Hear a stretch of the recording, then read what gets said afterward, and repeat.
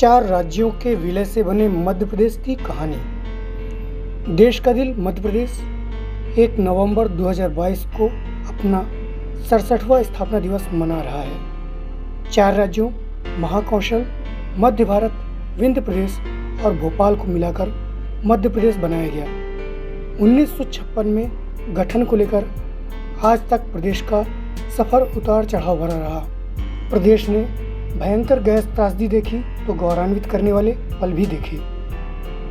इन 66 वर्षों में प्रदेश में 19 मुख्यमंत्री रहे। इनमें कुछ 2 से 3 बार मुख्यमंत्री बने।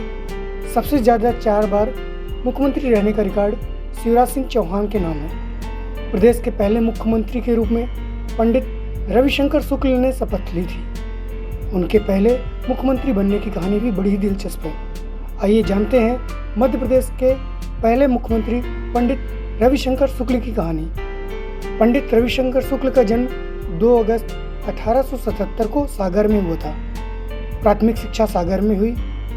1898 में अमरावती में हुए कांग्रेस के 13वें अधिवेशन में पंडित शुक्ल ने पहली बार शिक्षक के साथ भाग लिया। 1906 में वकालत शुरू की और देश को आज़ाद कराने में वकालत छोड़कर गांधी जी के असहयोग आंदोलन में शामिल हो गए। आंदोलन के दौरान उन्हें गिरफ्तार भी किया गया। 1930 में उन्हें 3 साल की सजा भी हुई। जब मध्य प्रदेश अस्तित्व में आया तो मध्य प्रांत के तत्कालीन मुख्यमंत्री पंडित रविशंकर शुक्ल चारों राज्यों में सबसे वरिष्ठ नेता थे। ऐसे में सर्वसम्मत से उन्हें कांग्रेस विधायक दल का नेता चुना गया। वे पुनर्गठित मध्य प्रदेश के पहले मुख्यमंत्री बने।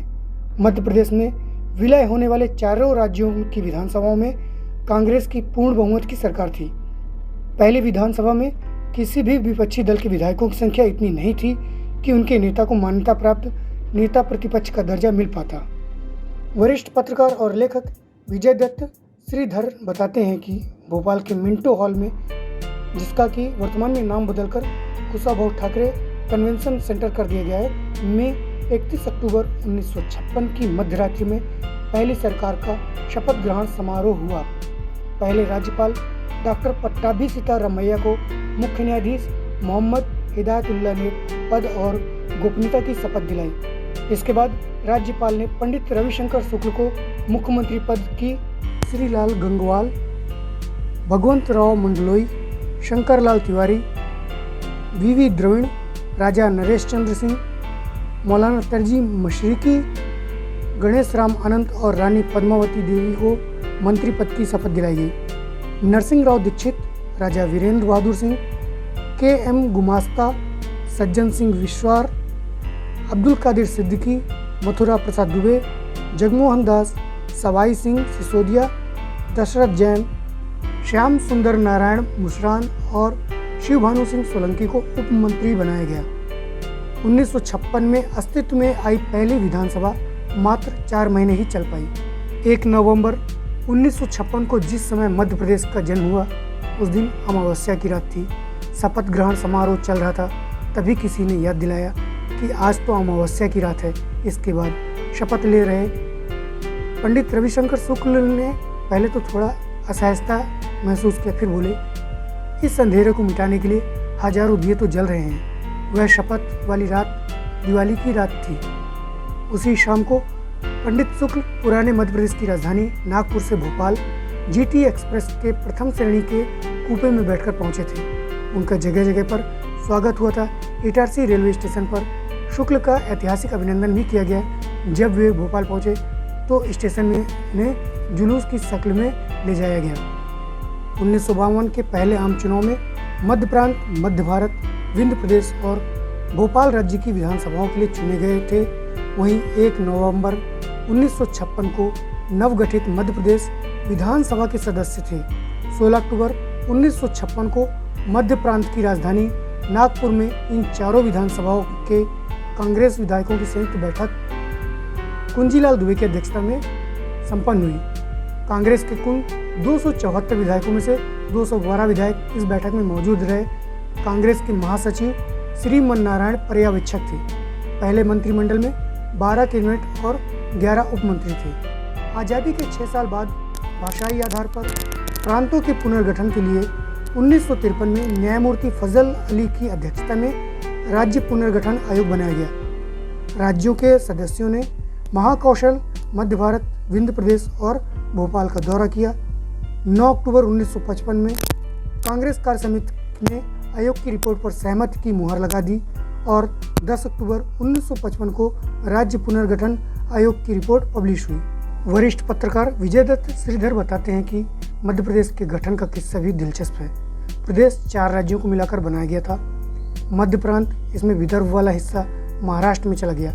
महाकौशल और छत्तीसगढ़, पहले इसे दक्षिण कौशल भी कहते थे। वैसे तो मध्य प्रदेश का अस्तित्व ब्रिटिश शासन से ही था, तब इसे सेंट्रल इंडिया के नाम से जाना जाता था, जो पार्ट ए, पार्ट बी और पार्ट सी भाग में बटा हुआ था।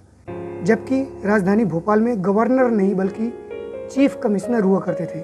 पार्ट ए की राजधानी नागपुर थी, इसमें बुंदेलखंड और छत्तीसगढ़ की रियासतें शामिल थीं। इसी तरह पार्ट बी की राजधानी ग्वालियर और इंदौर थी, इसमें मालवा, निमाड़ की रियासतें शामिल थीं। चारों राज्यों के विलय के दौरान मध्य प्रांत के 150 विधायक, मध्य भारत के 88, विंध्य प्रदेश के 60 और भोपाल के 30 विधायकों समेत 328 विधायकों से मध्य प्रदेश की विधानसभा बनी। राज्य पुनर्गठन आयोग को सभी सिफारिशों पर विचार विमर्श करने में करीब 34 महीने यानी 2.5 साल लग गए। तब जाकर मध्य प्रदेश का असली स्वरूप सामने आया। नए राज्य के गठन में कई मोड़ भी आए। उस वक्त तत्कालीन महाकौशल राज्य का नेतृत्व मुख्यमंत्री रविशंकर शुक्ल और महाकौशल कांग्रेस कमेटी के अध्यक्ष सेठ गोविंद दास कर रहे थे। मध्य भारत के नेता मुख्यमंत्री तख्तमल जैन और मिश्रीलाल गंगवाल थे।